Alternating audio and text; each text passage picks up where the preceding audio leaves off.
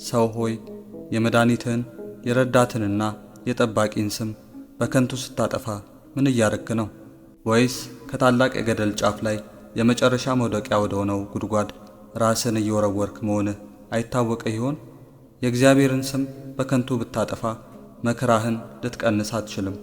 ትችላለህን? ይልቁንም መከራን በማባባስ ጭንቀትህን የበለጠ ከባድ ታደርጋለህ።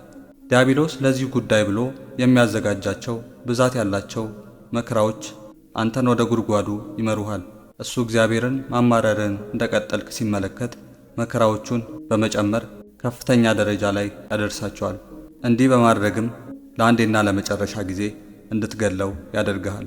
ነገር ግን በጽናትህ ተቋቁመህ ለእግዚአብሔር ምስጋና ማቅረብን ካላቋረጥክ የመከራው ብዛት እየከፋ ይሂድ እንጂ ካንተ ጋር መዋጋቱ ጥቅም የሌለው መሆኑን ስለሚያውቅ አንተን መፈታተኑን ያቆማል።